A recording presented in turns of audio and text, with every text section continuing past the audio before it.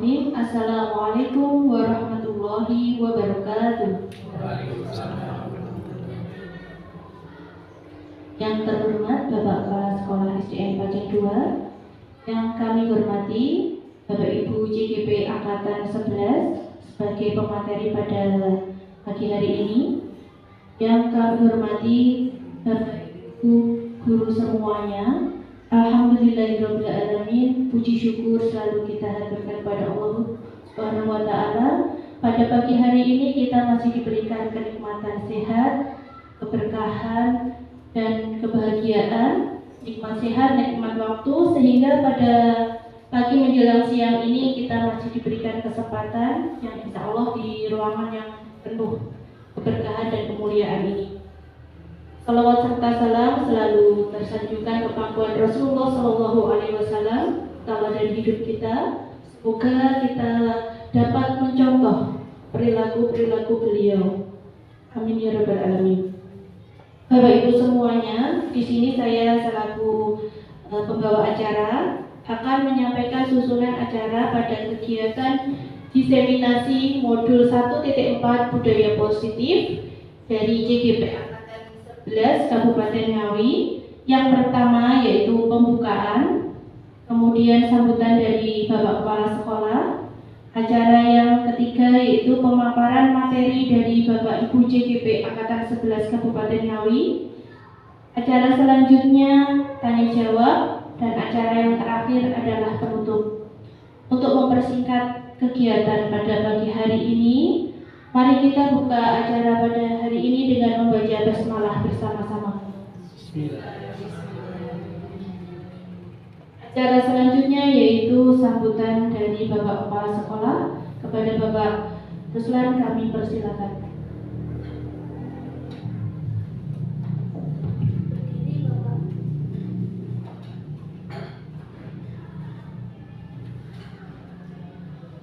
Bismillahirrahmanirrahim. Selamat siang. Assalamualaikum warahmatullahi wabarakatuh. Yang saya hormati calon guru bergerak Angkatan 11 Kabupaten Ngawi dari SDN Pajing 2 dan dari SDN Bubut 1, yaitu Ibu Sumiati Ningsih MPD dan Bapak Lilik. Tempat kelanjutannya Bapak Lilik Siswanto. Bapak Lilik Siswanto, ucapkan selamat datang, Pak. Yang saya hormati pula Bapak dan Ibu guru serta staf SDN Pajing 2. Marilah sejenak kita panjatkan puji syukur kehadirat Allah Subhanahu wa Ta'ala atas semua nikmat dan limpahan rahmat yang diberikan kepada kita semua, sehingga pada kesempatan ini kita dapat bertemu muka dan berkumpul di ruangan ini dalam acara diseminasi modul 1.4 budaya positif calon guru penggerak Angkatan 11 SDN Pajing 2 dan SDN Bubut 1 tanpa ada aral satu apapun. Selanjutnya, sholawat dan salam senantiasa kita curah limpahkan kepada junjungan kita Nabi Agung Muhammad Sallallahu Alaihi Wasallam, yang senantiasa kita nantikan syafaatnya di kiamat. Allahumma. Bapak dan Ibu yang saya hormati, kepada Bapak Lili, hari ini saya ucapkan selamat datang Pak di SDN Pajing 2. Nah, seperti ini keberadaannya. Dan selanjutnya Bapak Ibu, kita ketahui bersama bahwa pada hari ini ada acara diseminasi modul 1.4 budaya positif oleh calon guru penggerak SDN Pajing 2 dan SDN Bubut 1. Saya sendiri maaf belum mudeng ya, diseminasi itu apa, tapi kalau dilihat dalam Kamus Besar Bahasa Indonesia itu artinya adalah penyebar luasan informasi atau ide gagasan. Tentunya karena ini kaitannya dengan calon guru penggerak, insya Allah nanti ada kaitannya dengan informasi, kaitannya dengan calon guru penggerak. Mungkin barangkali saja ya, dengan kaitannya dengan pemimpin pembelajaran, pengembangan sekolah, berbagi praktek baik, eh, pembelajaran mandiri dan sebagainya, barangkali seperti itu. Untuk itu nanti semuanya saya serahkan kepada Bapak dan Ibu materi, yaitu Bapak Lili dan Ibu Sumiati Ningsih. Harapan kami semua Bapak Ibu, nanti acara ini mudah-mudahan bisa memberikan sesuatu yang berharga dan bermanfaat, baik bagi penjaringan yang bersangkutan sebagai JGP dan bagi Bapak dan Ibu guru, khususnya SDN Pacing 2 dan SDN Bungkut 1, juga bagi sekolah SDN Bungkut 2 dan SDN Pacing 2 dan SDN Bungkut 1. Itu Bapak Ibu, okay? Dan semoga acara ini nanti berjalan lancar tanpa ada alasan apapun. Saya kira tidak banyak yang saya sampaikan karena waktunya terbatas. Dibuka saja. Pada hari ini, hari Jumat tanggal 23 Agustus 2024, dengan ucapan Bismillahirrahmanirrahim, kegiatan Diseminasi Modul 1.4 Budaya Positif oleh calon guru penggerak SDN Pacing 2 dan SDN Bungkut 1 dinyatakan dibuka dan dimulai. Terima kasih perhatiannya Bapak Ibu. Ada tutur kata dari saya yang kurang berkenan, saya minta maaf yang sebesar-besarnya. Akhir kalam, billahi taufiq wal hidayah. Wassalamualaikum warahmatullahi wabarakatuh.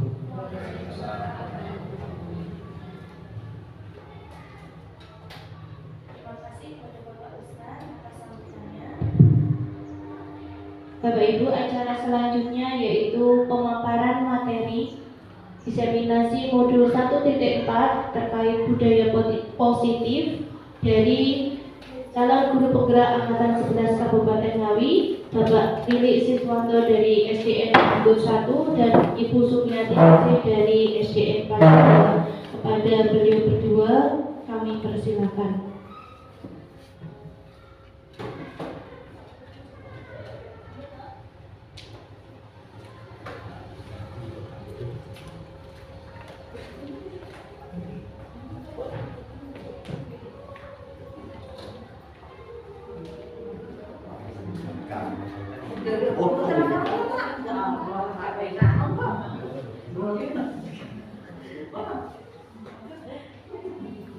Assalamualaikum warahmatullahi wabarakatuh. Saya ucapkan terima kasih Bapak Ibu sudah menyempatkan waktunya untuk diseminasi pada pagi hari ini. Jadi langsung langsung ke materi karena waktu kita terbatas. Kita sambil menunggu.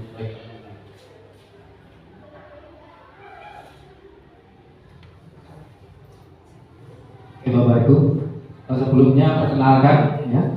Kalau sudah kenal salah formalitas saya harus memperkenalkan diri. Kenalan dulu.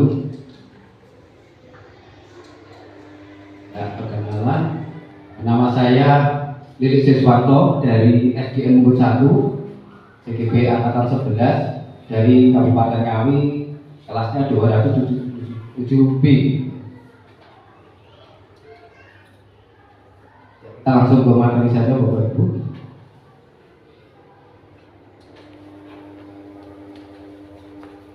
Langsung saja, pengertian budaya positif. Mungkin Bapak Ibu punya mindset budaya itu apa kira-kira Bapak? Mungkin bisa langsung bisa menjawab. Kira-kira apa? Budaya itu apa? Mungkin kata aja, ini kata kuncinya aja. Apa kira-kira? Pembiasaan. Ya. Pembiasaan, oke ya, betul, pembiasaan. Bisa ada tidak ada atau keyakinan-keyakinan tentang nilai-nilai yang kita percayai. Jadi budaya positif adalah nilai-nilai atau keyakinan-keyakinan dan kebiasaan-kebiasaan di sekolah yang berpihak pada murid. Pengertian dari budaya positif. Berikutnya, nilai-nilai dalam budaya positif itu harus sesuai dengan nilai-nilai kebajikan universal. Kebajikan universal itu apa? Itu berasal dari 6 institusi atau lembaga yang membuat kebajikan universal. Nanti kita bahas selanjutnya. Kita definisikan dulu apa itu nilai-nilai kebajikan universal. Nilai-nilai kebajikan universal adalah prinsip-prinsip moral yang dianggap sebagai panduan perilaku yang baik dan benar oleh banyak budaya dan agama di seluruh dunia. Jadi nilai-nilai ini adalah intisari dari semua agama dan budaya-budaya yang ada di dunia. Nah, dari nilai-nilai ini siapa yang menentukan? Ini nanti ada 6 institusi atau organisasi yang membuat nilai-nilai ini. Di antaranya bagi berikut. Ini ada nilai-nilai kebajikan dari 6 institusi atau organisasi. Nah, ini tidak asing. Yang pertama adalah dari profil pelajar Pancasila. Berikutnya yang menentukan siapa lagi dari IBO, Primary Year Products PYP. Yang ketiga ada 9 pilar karakter atau Indonesian Heritage Foundation IHF. Berikutnya yang keempat petunjuk seumur hidup dan keterampilan hidup atau lifelong childhood life and life skill. Berikutnya ada lagi yang kelima dari Essential Virtus, dan yang keenam The Virtus Project atau proyek nilai-nilai kebajikan. Nah, nilai-nilai itu seperti apa? Nah, kita sebagai pelaku pendidikan kita tidak asing tentunya dengan yang nomor 1 institusi itu, profil pelajar Pancasila. Pasti Bapak Ibu tidak asing untuk profil pelajar Pancasila.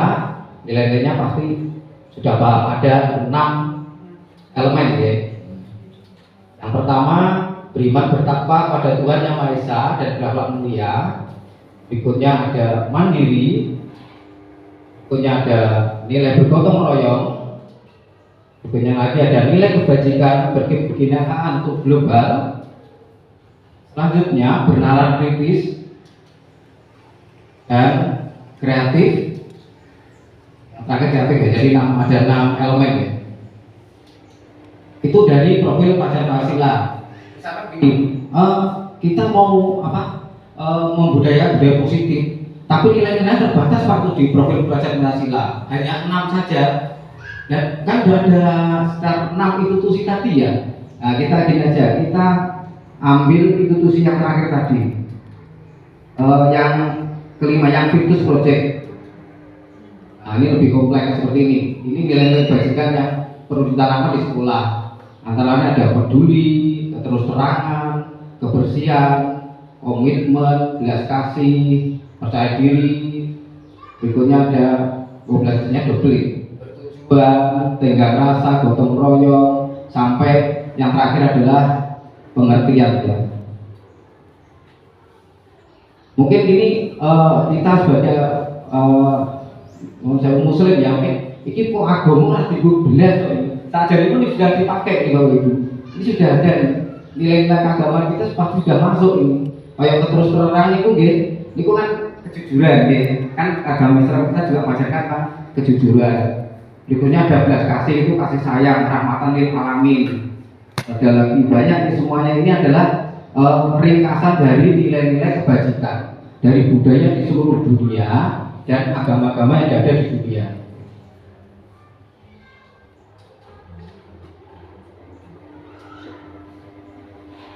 Berikutnya, apa yang perlu kita tanamkan untuk membuat budaya positif di sekolah? Yang pertama adalah kita harus menanamkan namanya disiplin positif. Ini beda ya, disiplinnya ada tambahan positifnya. Mari kita coba pakai main seperti ini, disiplin. Mungkin Bapak Ibu apa yang terngiang di benak Bapak Ibu terkait disiplin ini? Satu kata aja mungkin dari Pak Dewi mungkin. Pak Yogi ngomong. Penjaringan itu kalau membayangkan disiplin ini sing muncul loh kata aja kata. Opo. Tertib ya, oke tertib. Monggo mungkin dari Bapak yang lain mungkin. Atau. Monggo. Taat ya, oke taat ya. Mungkin dari yang lain. Ya tepat waktu, oke ya. Ya cukup. Ya memang betul. Kita kalau sudah disiplin mungkin teringat kepatuhan, taat, tata tertib, peraturan, terus mesti hukuman. Ini kita terus akhirnya itu apa? Membuat rasa yang tidak nyaman akhirnya. Seperti ini kalau kita buat main-mainnya.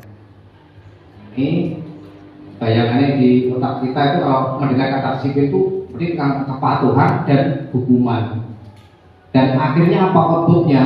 Itu rasanya gak nyaman. Kalau disiplin ini gak mau enak loh ini. Jadi di sini gak mau enak lah, serba dibatasi gitu ya, tidak nyaman ya kalau disiplin biasa. Nah sekarang kita bandingkan kalau disiplin positif bagaimana?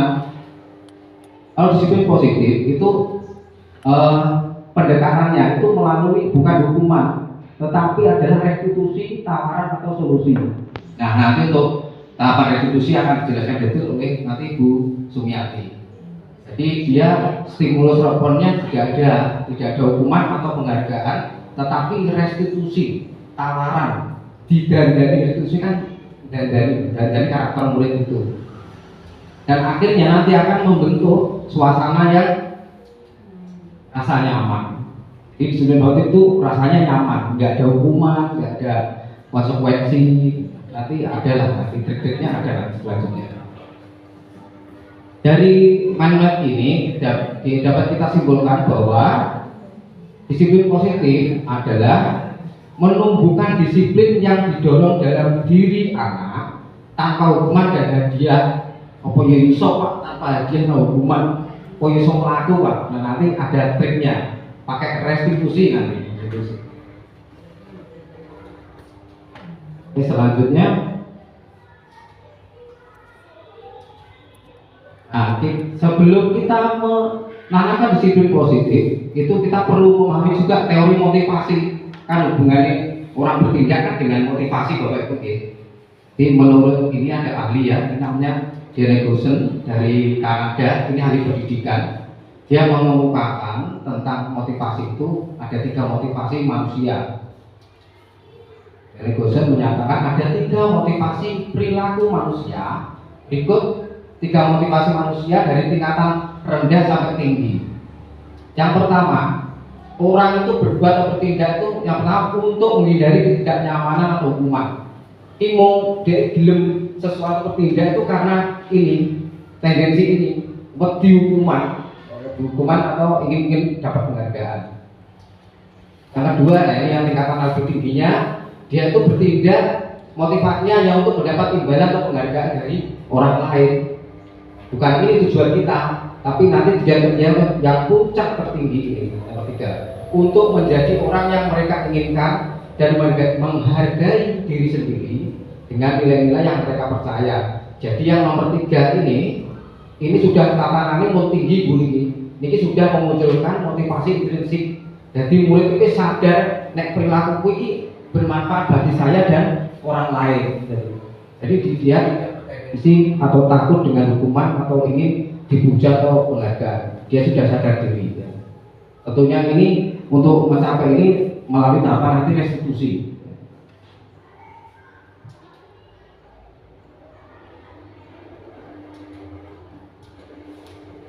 Nah, berikutnya tadi kita membahas tentang motivasi, ada sisi positif, itu ada 3 kata kunci: hukuman. Berikutnya ada konsekuensi atau penghargaan, dan yang terakhir adalah restitusi. Nah, sekarang kita taruh nih hukuman kalau restitusi sama konsekuensi. Kira-kira apik pundi? Ini dari Diana Gosen ya. Dia membandingkan ini, kita nggak perlu istilahnya apa? Buat apa ya? Analisis. Ini sudah dibuat analisis dari dia, sudah uji coba. Nah, bikin tinggal dokter gitu. Nah, untuk hukuman itu ternyata itu akan membentuk identitas gagal atau kegagalan. Kalau yang konsekuensi dari restitusi itu membentuk identitas yang sukses. Contoh aja ini ada pernyataan hukuman. Hukuman adalah sesuatu yang menyakitkan harus terjadi. Tapi kalau nanti di pendekatan konsekuensi atau pemberian hadiah itu sesuatu harus terjadi gitu aja, jadi netral, kesannya netral. Kalau di restitusi nanti restitusi merupakan pilihan, jadi bukan paksaan tapi pilihan. Berikutnya ada pernyataan lagi tentang hukuman. Hukuman tidak nyaman untuk murid atau anak untuk jangka waktu panjang. Berikutnya kalau di konsekuensi tidak nyaman untuk murid atau siswa jangka waktu pendek saja. Kalau restitusi, nah ini lebih baik lagi menguatkan untuk murid atau anak dalam jangka waktu yang panjang karena dia nanti ada penguatannya. Loh, kenapa ini kok kesimpulannya begitu Pak? Mungkin karena hukuman itu non sewu, murid itu kena hukuman mesti guru denda, mesti itu di dalamnya dan teringat sampai nanti sampai dewasa ditiptain gurunya tahun ini aku gimana tinggal itu masih tertanam, makanya itu hukuman itu dihindari di dunia pendidikan. Berikutnya yang kedua konsekuensi itu pemberian hadiah. Bertindak ini loh, yang baik ini loh, akhirnya kok tak apain. Nah, akhirnya kan dia motivasinya kan karena dari upahnya itu kan. Nah, jika dibalik, jika upah itu tidak ada bagaimana? Gak gelem lakoni itu, makanya itu jangannya pendek itu kan. Kalau apa efeknya jangannya pendek. Kalau restitusi itu akan lama karena apa? Karena itu nanti bisa disadarkan, tidak ngomong solusinya apa, alasannya melanggar aturan itu, terus nanti ditanyakan keyakinan kelasnya, kan nanti kita tanya ada keyakinan kelas juga. Kalau sudah ingat yang keyakinan kelas yang dilanggar, terus nanti buat kesepakatan untuk tidak mengulanginya lagi dan seterusnya. Dan akhirnya anak itu akan sadar tanpa boleh penghargaan atau hukuman tidak, dia akan sadar dengan sendirinya. Nah intinya hukuman itu ini apa nuansanya itu negatif. Kalau yang penghargaan itu netral, betul netral, nggak ada negatif juga positif tengah-tengah. Tapi kalau yang restitusi itu nanti positif, nuansanya positif. Berikutnya untuk pendekatannya, kalau hukuman itu mau pendekatannya pakai paksaan, dia mau pendekatan paksaan. Tapi kalau untuk yang konsekuensi atau pemberian penghargaan itu pakai stimulus respon, jadi gue pancingan. Jadi dia bertindak itu dipancing dengan imbalan tadi atau penghargaan. Tapi kalau di teori atau di restitusi itu pakai teori kontrol. Nanti akan dijelaskan lebih lanjut oleh Bu Sumiati Ningsih bagiannya nanti untuk teori kontrol. Nah, selanjutnya kita berdalam restitusi. Terus tadi katanya kalau apa hukuman tadi kan hukuman tadi gambarnya hukuman. Kalau konsekuensi tadi gambarnya kan penghargaan. Sekarang restitusi itu gambarnya apa? Gambarnya ini nanti senjatanya adalah keyakinan kelas. Mungkin Bapak Ibu ada yang sudah mengenal apa itu keyakinan kelas?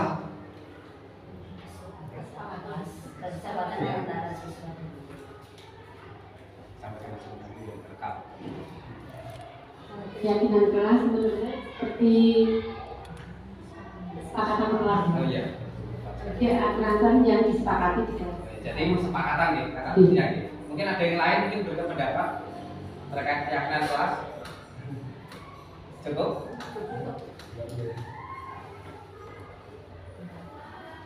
Ya, Ibu siapa tadi?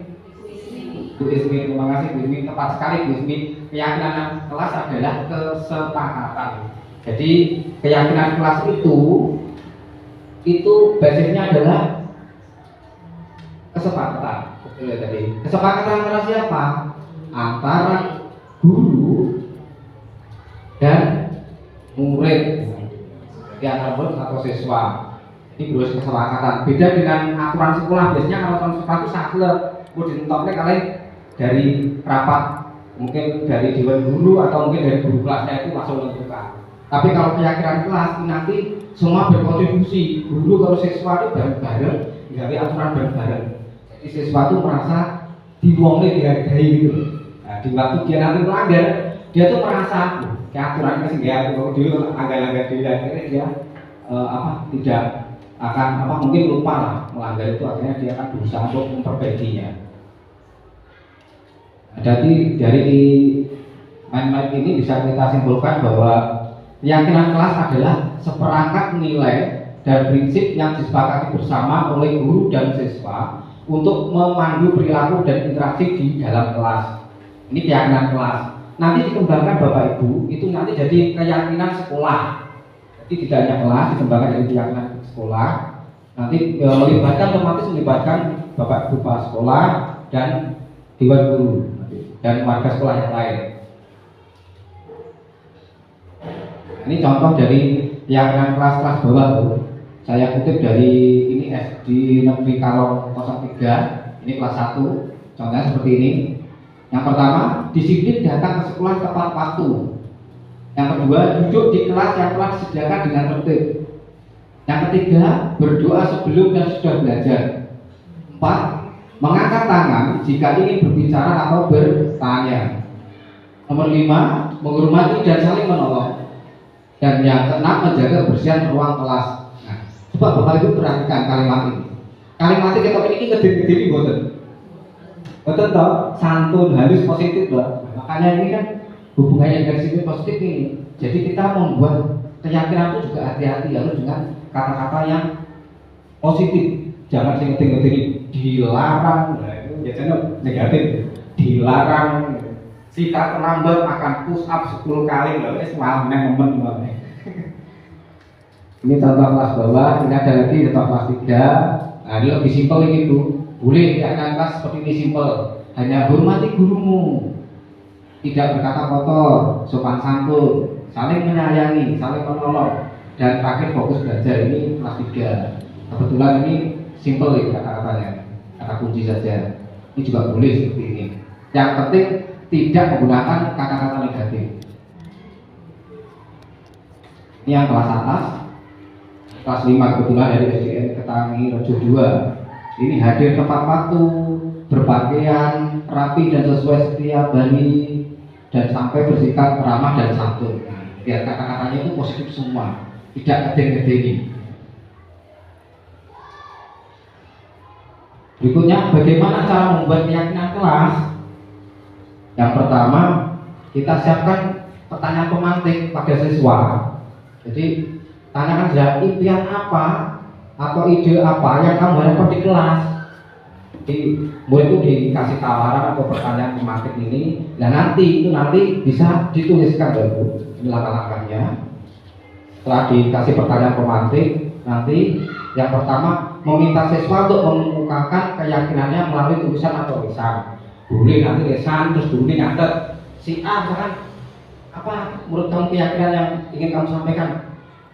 Pak, kelasnya sih selalu bersih, oke. Kelas selalu bersih, terus selalu tulis. Atau ditulis di stick note kecil-kecil loh Bu. Nah itu ditulis, nanti dikumpulkan. Terus nanti kita bahas selanjutnya sampai disepakati. Berikutnya langkah kedua adalah mengumpulkan keyakinan kelas tadi. Boleh ditulis, Bapak tulis ke gurunya, boleh pakai stick note, ditempel-tempel, dikumpulkan. Langkah berikutnya adalah membahas dan memilah keyakinan kelas, dipilah-pilah, dirembuk dari kalian murid ini Bu. Kira-kira ini misalkan kebersihan ini ditaruh di mana? Apakah di aturan nomor 1 atau nomor 2 atau 3? Ini di sesi apa? Di kegiatan nomor 3 ini. Setelah dipilah, berikutnya mengubah keyakinan menjadi kalimat positif. Nah, mungkin anak-anak nih, mungkin menyampaikannya adalah apa? Dengan kata-kata yang masih negatif. Dan nanti guru itu membimbing murid itu membentuk kata-kata positif. Contoh, misalkan murid tadi, Pak, menurut saya dilarang membuang sampah di kelas. Oke, tulis saja nggak apa-apa. Nanti setelah itu kita dirembuk bareng-bareng kalian murid, maka dibuat kata positif bagaimana? Buanglah sampah pada tempatnya. Jadi nggak ada larang. Jadi lebih nyaman untuk hati itu nyaman. Setelah menjadi kata positif, berikutnya menyepakati keyakinan kelas. Wes ditoto wau jadi kata-kata positif itu disepakati bersama-sama oleh siswa. Kalau sudah sepakati, nah ini terakhir membuat poster keyakinan kelas dan menempelkan di kelas tempat yang mudah dibaca. Ini usahakan Bapak Ibu jangan bener. Mungkin mengurangi apa itu kesalahan. Penghargaan murid yang pendidikan berpihak pada murid itu berkurang. Akhirnya anak itu nggak merasa dilibatkan, nggak termasuk belajar ini. Akhirnya nanti untuk karakternya kurang bagus. Ini mungkin ada contoh-contoh dari kelas saya. Ini proses buat keyakinan kelas di kelas saya. Nah ini setelah saya buat pertanyaan pemantik, dia menulis di stick note, di stick note. Mungkin ada anak-anak kan takut berbicara atau tidak lancar dalam kecerdasan visualnya, bisa menulis di stick note. Berikutnya ditempel, ini tempel, jadi Pak Guru nggak tulis, tempel. Berikutnya setelah tempel, terus dipilah, terus disepakati, terus ini proses menghias. Jadi setiap anak tuh membuat hiasan keyakinannya per stick note tadi. Yang kita gambar itu digambar-gambari kumbang, pokok pikirin, nanti ditempel kayak gitulah ini. Nah, bisa ada tempel itu. Tempel. Jadi anak-anak setiap hari bisa melihat. Nah, di waktu dia itu melanggar, otomatis dia akan ingat. Ya mungkin itu yang dapat kami sampaikan. Untuk materi berikutnya nanti Busum yang menyampaikan. Cukup sekian. Mungkin ada pertanyaan sebelum saya akhiri, Bapak Ibu? Ada, karena waktu kita sudah mepet ya. Langsung saja, waktu dan tempat sebenarnya kami serahkan dulu ke Busum Yatinisi. Terima kasih atas waktu yang diberikan Bapak Lili Iswanto dari Munggun Jatuh. Nah, di sini saya juga akan memperkenalkan diri dulu. Nama saya adalah Sumiati Ningsih. Saya dari SDN Pacing 2, Kecamatan Padas Kabupaten Ngawi. Saya di kelas 274. Nah, di sini saya akan melanjutkan materi kebutuhan selanjutnya yang next lanjut terus selanjutnya deh, kebutuhan dasar manusia. Nah ini di sini saya akan menjelaskan tentang kebutuhan dasar manusia. Dasar manusia yang pertama adalah bertahan hidup, yang kedua kasih sayang dan rasa diterima, yang ketiga penguasaan, yang keempat kebebasan, dan yang kelima kesenangan. Next.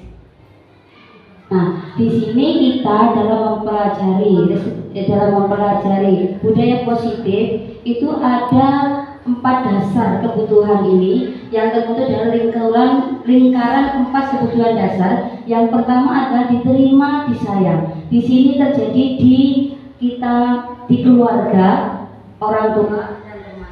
Jadi kita mendapatkan kasih sayang itu dari keluarga. Keluarga kita bisa tempat kita untuk berkeluh kesah, kita bisa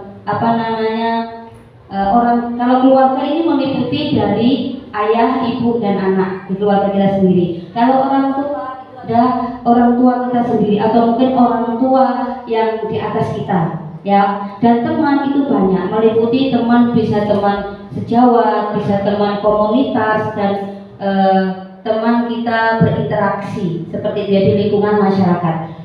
Yang kedua itu adalah tentang kebutuhan dasar kita bisa. Dari kita bisa ini kita mengimplementasikan ilmu yang kita dapat. Ilmu yang kita dapat itu dari berbagai macam. Yang itu caranya bagaimana kita bisa memberikan sesuatu itu kepada yang lainnya. Contohnya pada hari ini kita mendapatkan di program guru penggerak ya, dan itu kita mendapatkan ilmu tentang budaya positif. Dari budaya positif ini kita implementasikan ilmu kita yang kita dapat ini kepada rekan-rekan kita, seperti saya ini rekan sejawat pada saat ini ya, dan juga mungkin kepada yang lainnya di komunitas yang lainnya mungkin, atau mungkin di teman-teman kita seperti itu ya. Yang ketiga yaitu kebutuhan dasar tentang bebas mengimplementasikan kompetensi diri. Kompetensi yang ada pada diri kita gali dengan terus-menerus dan kita berikan apa yang kita miliki. Contohnya misalnya kita memiliki kompetensi di bidang IT, maka kita akan memberikan atau mengimplementasikan apa yang ada dalam potensi kita di bidang IT yang kita tuangkan, dan itu akan menjadikan bermakna untuk hidup kita, bermakna untuk yang lainnya dan juga untuk diri kita. Selanjutnya kebutuhan dasar kita adalah dengan, kalau saya mengambil jalan-jalan bersama ya, ini di ranah kebutuhan dasar kesenangan, gitu ya. Tapi di sini sebenarnya dalam kebutuhan dasar ini diambil banyak sesuai dengan kebutuhan dasar manusia yang dia miliki. Untuk contoh-contoh di sini adalah terkait dengan pribadi masing-masing. Tapi yang jelas dalam lingkaran 4 kebutuhan dasar manusia itu bisa diterima, disayang. Yang kedua, kita bisa memberikan sesuatu atau mengimplementasikan keilmuan yang kita miliki, atau mungkin ada yang lainnya. Mungkin saya dengan Pak Lili akan berbeda tentang isi dari bisa ini. Kalau saya isi tentang mengimplementasikan ilmu yang kita dapatkan. Bebasnya kompetensi kita, kalau saya mengambilnya dari situ. Potensi yang ada pada diri kita ini kita tuangkan. Kalau kita misalnya bidangnya misalnya di bidang marketing, ya kita kuatkan kompetensi yang kita di bidang marketing, ataupun di bidang IT, atau mungkin di bidang yang lainnya, kewirausahaan dan lain sebagainya. Untuk kesenangan kita bisa jalan-jalan bersama dan juga langkah yang lainnya. Next step. Sekarang kita ke posisi kontrol restitusi.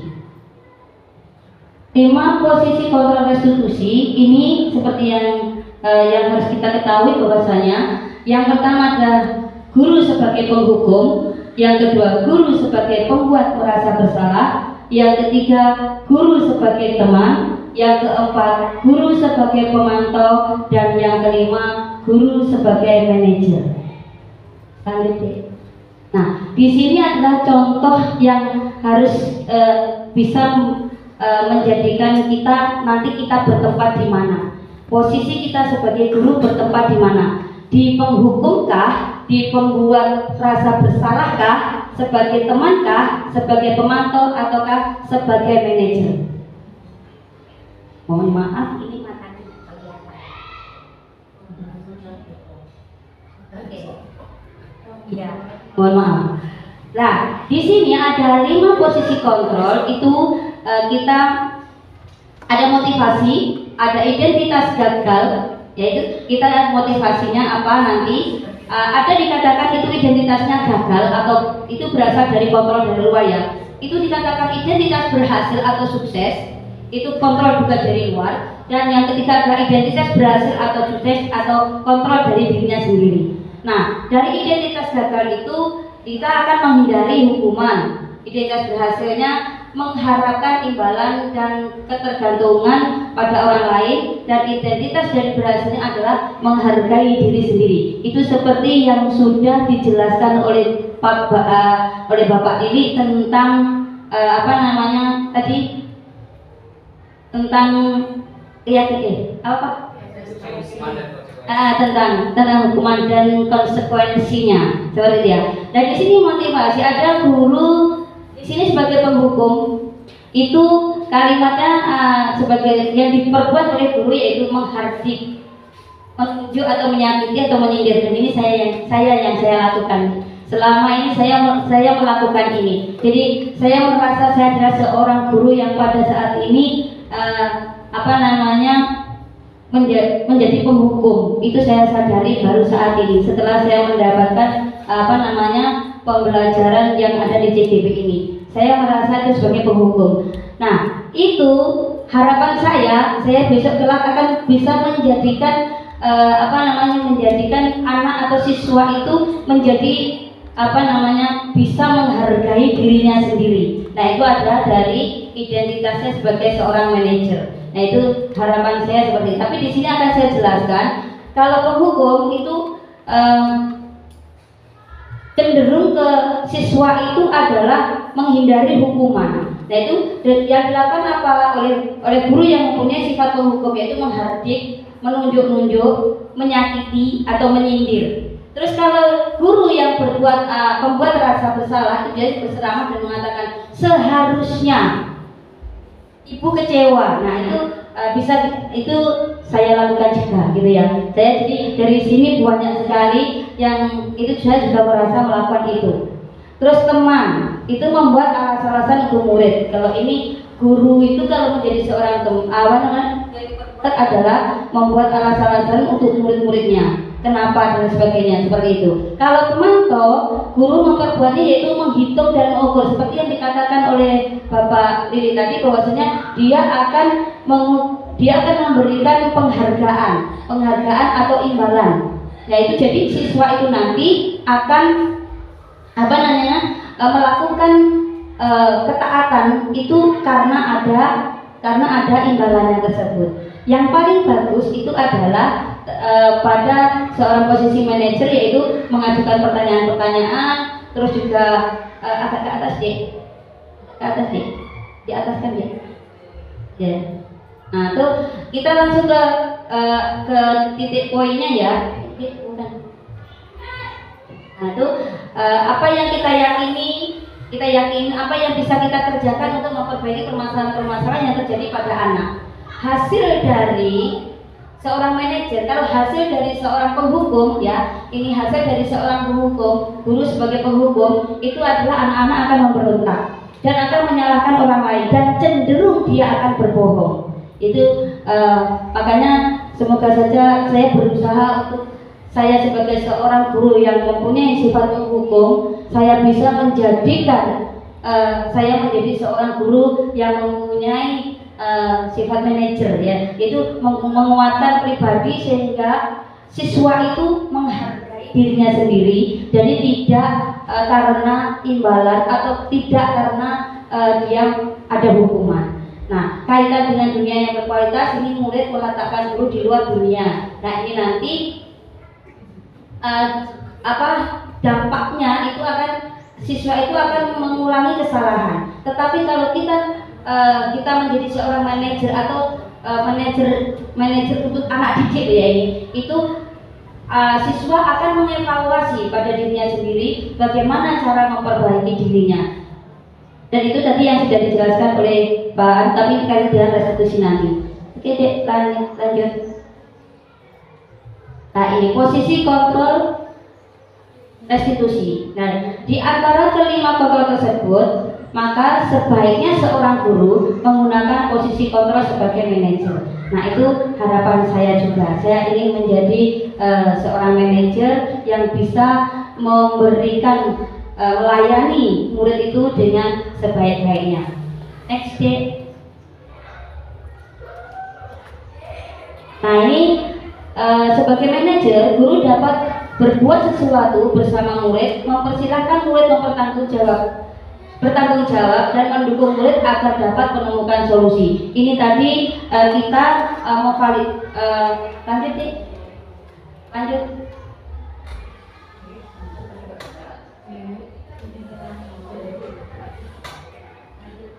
Nah, ini ada kasus yang pertama itu seorang murid yang bernama Askol mengejek temannya yang bernama Reva sampai menangis. Lalu kita akan melakukan dari tadi ya, yang kita lakukan yaitu kita menanyakan kenapa sampai melakukan. Jadi ada tanya jawab, dipanggil dulu, terus kemudian ditanya kenapa melakukan, alasannya apa, gitu kan. Nah, selanjutnya dia menyadari dari keyakinan kelas yang sudah dibuat, keyakinan yang telah dilakukan sebelumnya yang sudah menjadi kesepakatan tadi, seperti yang dijelaskan oleh Pak Ali tadi. Kemudian kita sebagai seorang guru itu akan memberikan penguatan kepada siswa bahwasanya kesalahan itu kita juga pernah melakukannya, seperti itu. Terus mengakibatkan anak itu menyadari next day. Nah, ini dia menyadari tentang pengendalian dirinya agar dia tidak mengejek temannya lagi. Nah, ini menumbuhkan rasa kasih sayang yang dimiliki anak tersebut kepada sesamanya. Jadi tidak akan mengejek lagi, tidak akan membuli lagi dan lain sebagainya. Jadi tumbuh pada dirinya budaya positif yang ada pada dirinya itu tumbuh menyayangi, menyadari pada dirinya bahwasanya itu perbuatan yang belum bagus. Seperti itu. Lanjut deh. Yang kasus 2 itu ada seorang siswa yang bernama Rama yang membolos saat bapak ibu gurunya rapat. Nah, seperti itu. Ini biasanya terjadi di di bangku bukan di SD ya, ini di kelas atas. Nah kebetulan ini mohon maaf saya buat seperti lanjut deh. Nah dari itu, dari sikap yang seperti kita lakukan tadi, bahwasanya seorang anak yang bernama Rama itu nanti akan menyadari dengan hasil diskusi itu akan menemukan kesalahannya yang ia lakukan, dan kemudian dia akan menyadari dan tidak akan mengulangi lagi. Kita juga akan memberikan motivasi-motivasi kepada dia agar menguatkan pada siswa agar siswa tersebut bisa tidak mengulangi kembali dan menyadari bahwasanya perbuatan itu adalah belum baik. Lanjut deh. Posisi kontroversi itu selain posisi mengacu selain posisi manajer mengacu pada institusi yang dapat menjadikan murid sebagai manajer bagi dirinya sendiri sehingga dapat tercipta identitas positif pada diri murid. Jadi pada diri murid ini maksudnya dalam diri peserta didik itu akan tumbuh rasa sadar diri. Nah, sadar diri itu adalah sebagai salah satu manajernya. Nah, berarti kalau kita menjadikan dia tumbuh rasa kesadaran itu berarti guru sebagai seorang manajer berhasil dan siswa pun sebagai manajernya itu dalam kesadaran pada dirinya itu juga berhasil. Next deh. Nah, ini segitiga restitusi. Nah, ini kaitannya seperti kemarin ya. Ini sebenarnya restitusinya adalah kasus yang saya jelaskan tadi sebagai kontrol. Data harapan segitiga restitusi itu menstabilkan identitas. Menstabilkan identitas seperti tadi kita memanggil dari peserta didik atau murid tersebut yang mengalami masalah, ya. Kemudian kita menanyakan apa kabarnya, bagaimana keadaannya, dan seperti itu kita tanyakan seperti itu. Yang kedua, validasi tindakan yang salah. Seperti yang saya katakan tadi, bahwasanya kita akan mengetahui kenapa anak itu berbuat seperti itu, kenapa anak itu melakukan kesalahan itu, kenapa orang itu melakukan seperti itu. Jadi alasannya apa? Ditanyakan alasannya apa, tapi kita juga tidak langsung menyalahkan anak tersebut, tetapi kita juga menggunakan kalimat-kalimat yang bagus yang bisa diterima oleh anak sehingga anak tidak merasa bersalah, gitu ya. Terus yang menanyakan keyakinan kelas. Jadi ketika dia telah mengetahui kesalahan yang dia lakukan, kita ingatkan lagi dengan keyakinan kelas yang sudah menjadi kesepakatan bersama. Nah, dari situ akhirnya anak akan menyadari dan dia akan mencari solusi pada dirinya sendiri. Dari solusi dia sendiri itu akhirnya kita sebagai seorang guru yang kita punya kita berperan sebagai seorang manajer pada siswa tersebut, maka kesadaran pada dirinya seorang anak itu akan menyadari dan dia sudah mengetahui solusi apa yang akan ia lakukan untuk memperbaiki kesalahan yang ia lakukan, seperti itu. Lanjut deh. Nah, ini juga menstabilkan identitas dilakukan berdasarkan prinsip bahwa membuat kesalahan adalah bagian dari proses pembelajaran yang nantinya akan menggeser identitas gagal ke arah identitas sukses. Maksudnya dari anak, ya, kita mungkin jadi seorang guru, dari sifat penghukum kita akan belajar untuk dari kegagalan-kegagalan itu kita akan menjadikan solusi itu sebagai ladang kita untuk menjadi seorang siswa yang menyadari dirinya sendiri, menyadari kesalahannya sendiri dan memberikan solusi pada dirinya sendiri serta menerapkan pada dirinya sendiri. Jadi betul-betul kesadaran itu ada dalam dirinya sendiri. Nah, itulah kesuksesan yang bisa dicapai oleh peserta didik tersebut. Lanjut.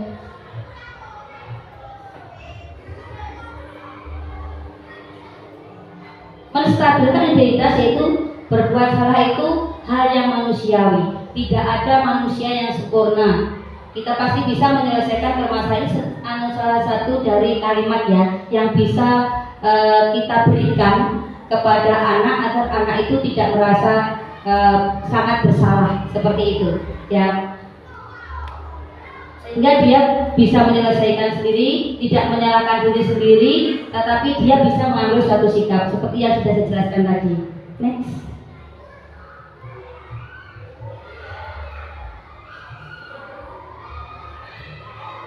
Validasi tindakan yang salah. Tadi sudah saya jelaskan, kita next lagi saja ya. Ini tadi kalimat-kalimatnya seperti yang sudah saya utarakan.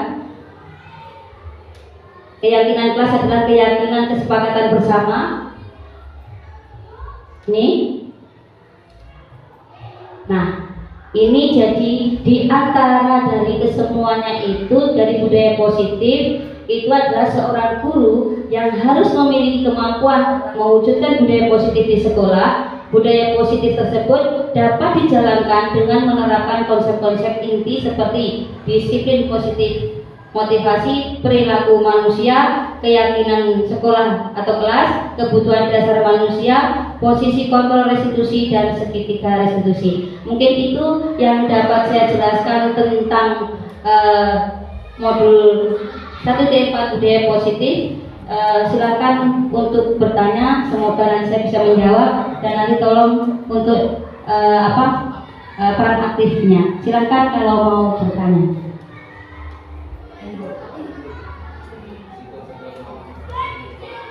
Siapa sih mau tanya? Dibuat tempatan.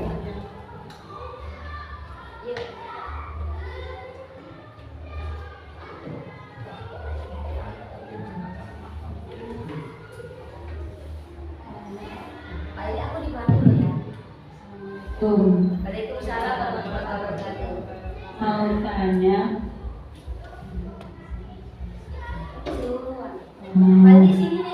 bagaimana cara mengatasi anak yang itu yang suka jahilin temannya, sama itu kata-katanya itu sering berkata-kata jorok.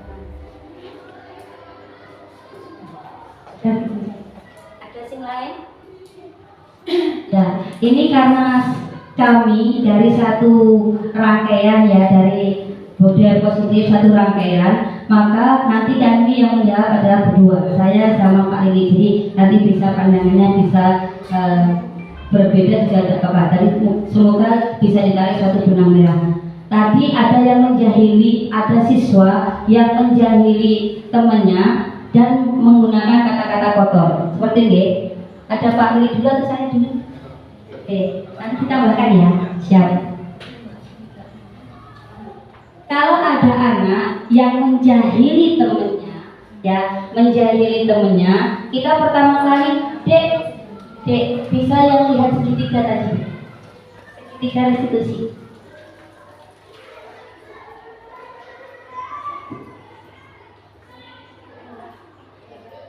Nah, ini,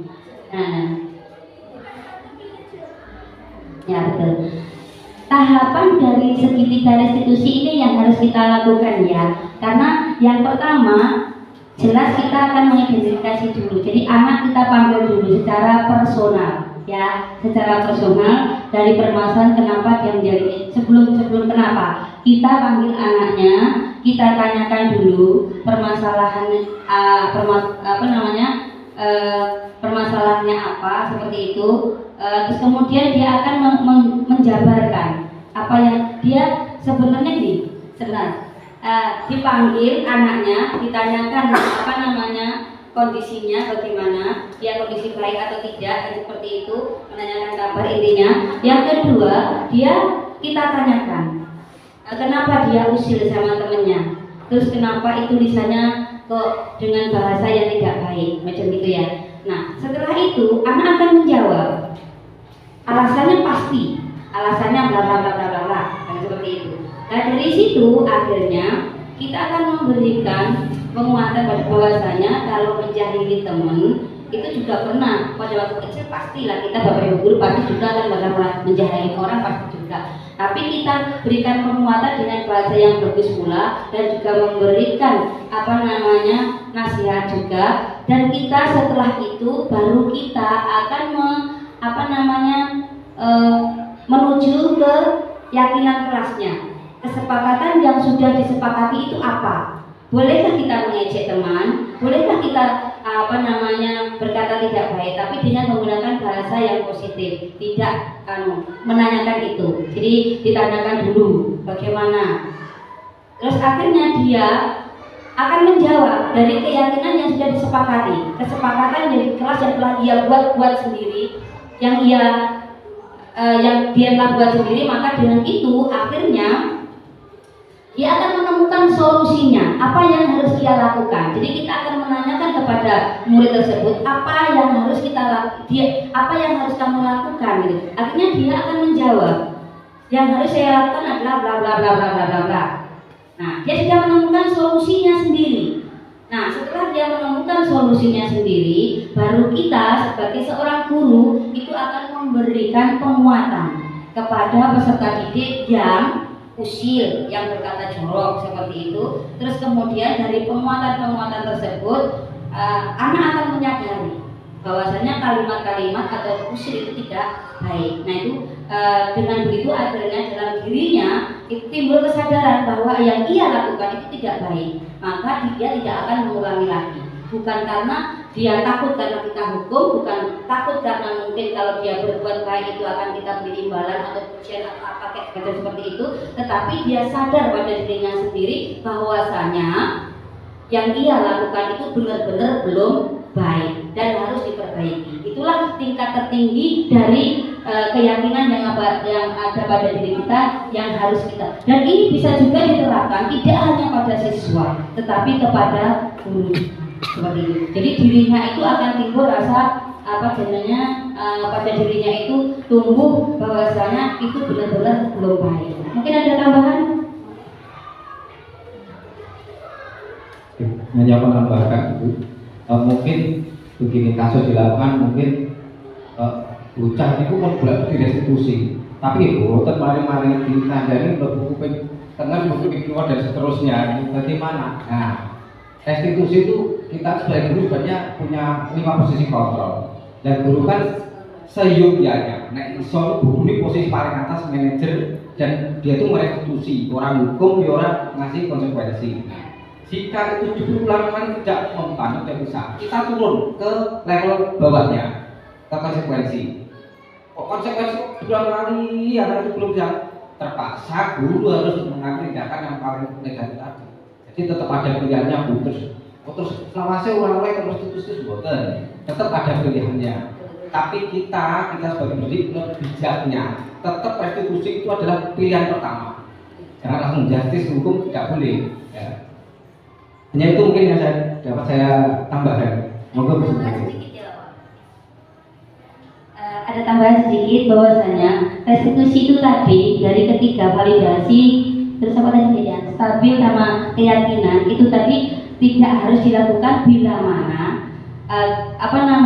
murid itu bila sudah diberitahu hanya sebatas diberitahu saja sudah sadar. Jadi belum sampai ke tingkat 3 restitusi itu tadi, baru ya itu misalnya baru diingatkan, dia sudah langsung ingat kepada keyakinan kelasnya itu secara otomatis tidak usah kita melakukan tindakan 3 restitusi tadi ya. Jadi itu juga diperlukan ketika anak itu betul-betul memerlukan penanganan secara khusus. Tetapi kalau dia misalnya tidak memerlukan penanganan khusus, konkret itu juga tidak dilakukan, juga tidak apa-apa. Mungkin seperti itu. Ada yang lainnya mungkin?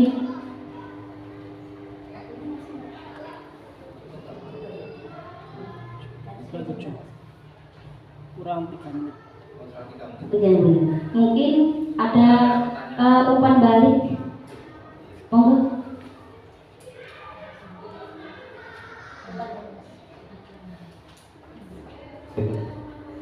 Ya, itu terkait dengan penanganan anak-anak. Memang tadi sudah saya sampaikan bahwa 3 tadi ada hukuman, konsekuensi, dan restitusi adalah sebuah pilihan sebenarnya. Tapi harus kita yang lebih bijaknya, kita ngambil yang level yang paling tinggi, jangan langsung dari penghukuman. Jadi kita turun, kita level tinggi itu nggak ngatasi, kita turun ke bawahnya terus atau kita kan di posisi manajer pinter apa gitu lagi, pinter restitusi anak, restitusi cerdas, mungkin turun aja kita ke posisi pemantau Turun lagi level berikutnya posisi sebagai teman. Kita sebagai teman. Jadi yang ada ini itu apa istilahnya dekat. Kita anggap itu murid itu teman kita dan murid menganggap kita itu teman. Itu posisi di bawahnya pemantau. Kelemahannya apa di teman ini? Nanti anak itu akan cenderung tergantung pada kita. Ngendemi guru angger dia kesalahan, akhirnya dia akan menarik ke gurunya lah, gurunya itu sing kejenis bilos dan seterusnya. Itu posisi teman. Nah, maka dari itulah guru itu kalau bisa di posisi manajer paling atas. Misalkan nggak bisa lagi turun lagi di posisi pembuat merasa bersalah, itu turun misalkan itu turun, tapi nggak bisa dihindari. Di posisi ini guru itu biasanya katanya ini kecewa loh, nah kamu seperti itu, kecewa kamu melakukan itu, nah itu membuat merasa bersalah. Efeknya apa? Dia akan merasa bersalah, merasa dirinya itu mengecewakan orang yang dia sayangi. Jadi malah menyalahkan diri sendiri, efeknya itu. Kenapa kita hindari itu? Terus berikutnya turun lagi ke bawah mungkin dari penghukum, malah parah lagi di penghukum terus. Pokoknya kamu itu salah, harusnya begini. Kamu hukum sekarang sana nyuci apa? Terus di WC disalahkan itu. Nah, itu lebih dihindari, makanya itu dihindari, sangat dihindari betul. Nantinya akan membuat karakter murid itu menjadi pemberontak dan juga berdendam nantinya. Mungkin hanya itu yang dapat kami berikan balik ke Bu Sumiati, monggo. Jadi baik di sini dapat saya tarik bahwasanya dari posisi kontrol restitusi ini setiap yang kita lakukan itu dengan kontrol restitusi ini kita berharap kita bisa jadi seorang penghukum yang saya lakukan pada waktu saat ini. Penghukum kita menyadari benar-benar bagaimana kita akan menjadi seorang manajer dalam arti memanage permasalahan-permasalahan, tidak hanya permasalahan saja yang menjadi manajer ini ya, tapi kita juga bisa memberikan solusi, bisa memberikan teladan dan macam-macam itu dari sikap dari seorang manajer. Nah itu saja itu yang dapat saya sampaikan dari diseminasi modul 1.4 budaya positif yang kita lakukan pada saat ini, dan saya sangat berterima kasih kepada Bapak Ibu guru SDN Pacing 2 yang subhanallah terima kasih banget telah membantu kami berdua dalam melaksanakan diseminasi modul 1.4 budaya positif dan juga mengganggu waktu luangnya, mengganggu waktunya, dan juga subhanallah tidak ada kata, hanya terima kasih saja yang saya ucapkan. Bila ada salah hilaf saya minta maaf. Wa akhiran wassalamualaikum warahmatullahi wabarakatuh. Mungkin dari Pak Samsu.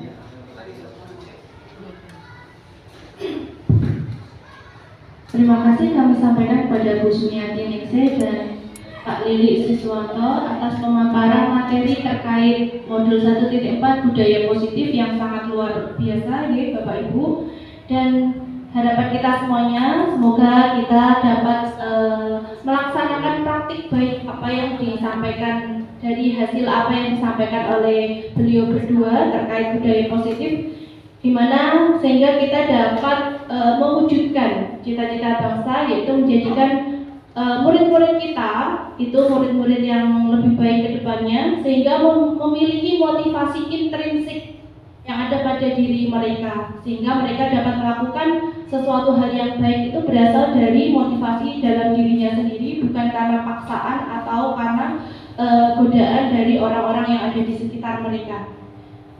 Jika tidak ada tambahan lagi, mungkin kegiatan kita pada siang hari ini kita cukupkan sekian. Alhamdulillah berjalan dengan lancar. Saya selaku pembawa acara mohon maaf apabila ada kesalahan. Mari kita tutup kegiatan hari ini dengan membaca hamdalah bersama-sama. Alhamdulillahirrahmanirrahim. Cukup sekian. Wassalamualaikum warahmatullahi wabarakatuh. Terima kasih.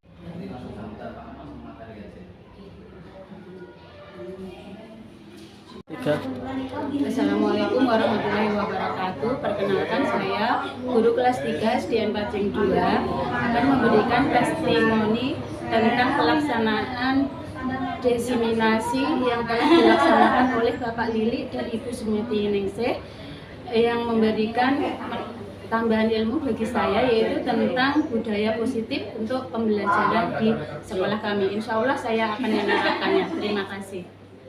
Perkenalkan, nama saya Ruslan, Kepala SDN Pacing 2, Kecamatan Padas, Kabupaten Ngawi. Setelah adanya kegiatan diseminasi modul 1.4 tentang budaya positif oleh calon guru penggerak Angkatan ke-11 Kabupaten Ngawi, semuanya bagi saya merasa semuanya lebih jelas dan gamblang bagi saya. Kaitannya dengan budaya positif yang bisa diterapkan di sekolah, yang barangkali meliputi tentang keyakinan kelas atau kesepakatan kelas, juga kaitannya dengan restitusi terhadap anak. Jadi bagaimana menangani anak, karena di sekolah itu berbagai permasalahan yang dihadapi oleh seorang guru terhadap anak itu bermacam-macam. Alhamdulillah dengan kegiatan diseminasi ini tadi, insya Allah semuanya sudah mendapat pencerahan. Demikian yang saya sampaikan. Terima kasih.